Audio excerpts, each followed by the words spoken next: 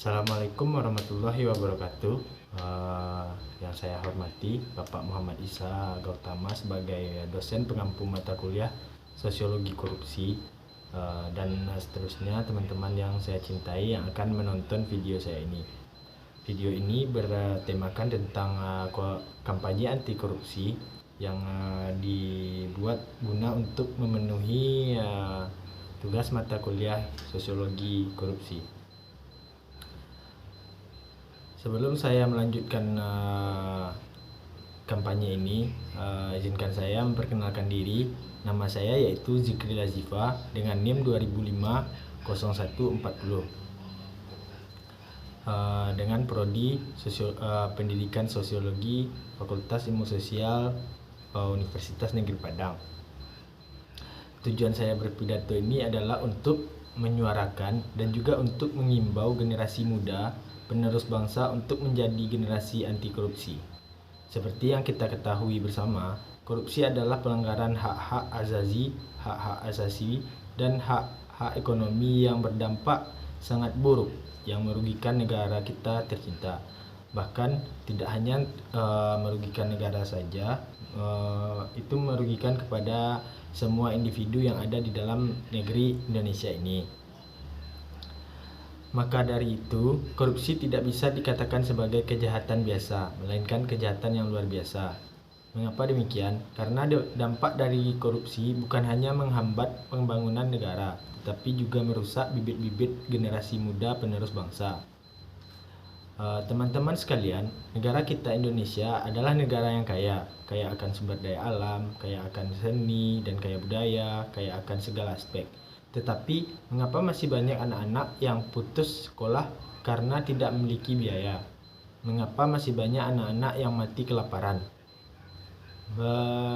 Apa yang salah dengan bangsa kita ini? Masih banyak rakyat yang tidur beratapkan langit, beralaskan tanah, tidak memiliki tempat tinggal. Masih banyak rakyat yang hidup di bawah garis kemiskinan. Mengapa? Karena hak-hak mereka diambil oleh orang-orang yang serakah yang hanya berpikir bagaimana memperkaya diri mereka sendiri. Itu adalah tindakan yang sangat tidak terpuji yang dilakukan oleh para koruptor, seperti yang sudah banyak yang ditampilkan di TV-TV, di berita online, di media sosial dan lain sebagainya. Coba bayangkan betapa ironisnya negara kita Indonesia yang merupakan negara berdasarkan Pancasila justru menjadi negara yang digolongkan sebagai salah satu negara dengan tingkat korupsi tertinggi di dunia.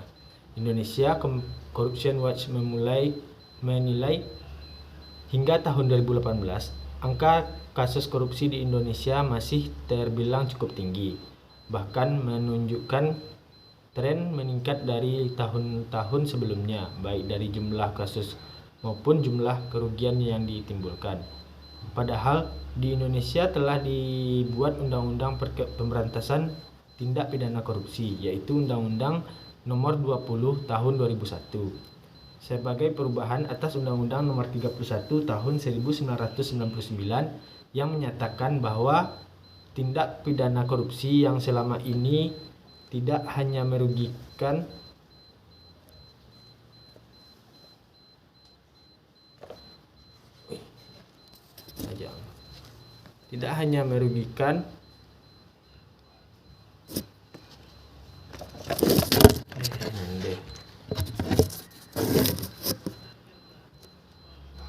keuangan negara, tetapi juga merupakan pelanggaran terhadap hak-hak sosial dan ekonomi masyarakat secara luas.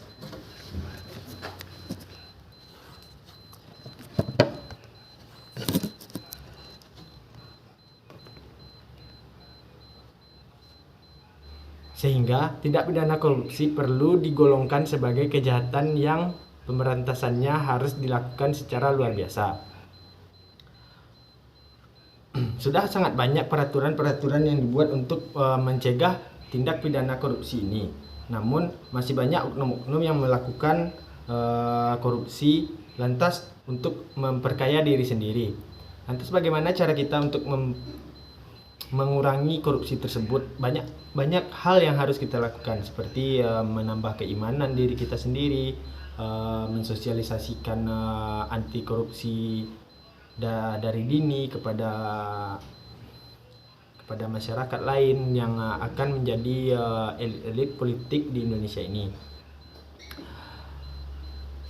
Kita generasi milenial pada tahun 2045 mendatang, tepat 100 tahun bangsa ini merayakan kemerdekaan.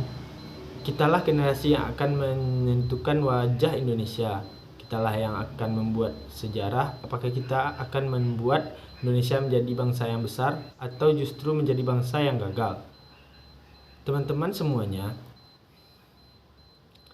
bagaimana cara kita menghentikan praktik korupsi di negara ini? Pertama, korupsi harus berantas dengan cara meningkatkan iman dan ketakwaan kita terhadap Tuhan Yang Maha Esa. Kedua, korupsi diberantas dengan menciptakan sumber daya manusia yang bermoral dan bermartabat. Tugas kita sebagai generasi muda adalah menentang korupsi dengan berani, jujur, dan hebat. Maka dari itu, saya sebagai perwakilan generasi muda penerus bangsa mengimbau seluruh generasi muda untuk mengatakan tidak pada korupsi. Kita sebagai generasi muda harus menghentikan paradigma maju tak gentar membela yang bayar. Sebagai generasi muda harus menghentikan praktik korupsi tersebut. Apalagi generasi milenial saat ini tengah mendapat kepercayaan. Buktinya adalah dengan dipilihnya 7 staf khusus presiden yang terdiri dari kaum milenial. Saya sangat mengapresiasi hal tersebut. Semoga nanti ada staf khusus presiden yang membidangi masalah korupsi, yang mampu berpikir out of the box dan mampu menciptakan inovasi-inovasi guna mencegah terjadinya korupsi. Indonesia tidak boleh kalah dengan Singapura yang menjadi pengikut peringkat pertama negara tidak korup di kawasan Asia Tenggara. Sementara itu, saya juga ingin mengkritisi keputusan Presiden tentang pemberian gerasi.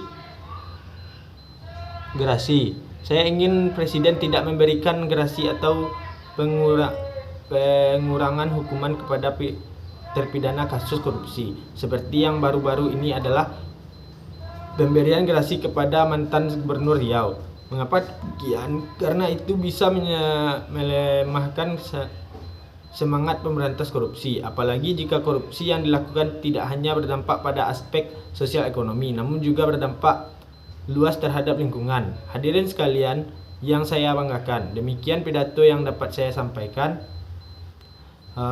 Lebih dan kurangnya saya ucapkan terima kasih.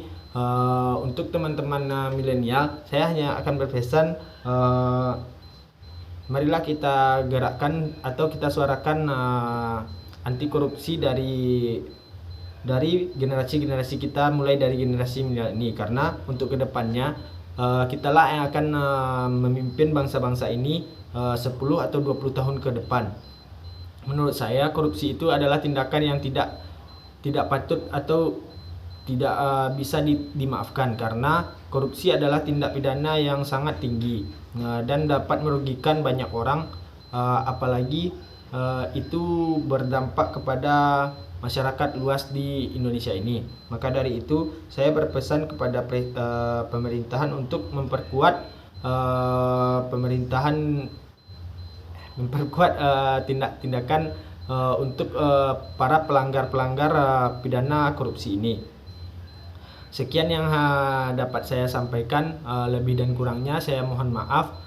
Saya akhiri, wabillahi taufiq wal hidayah. Wassalamualaikum warahmatullahi wabarakatuh. Pamit undur diri, Zikril Lazifa, dadah.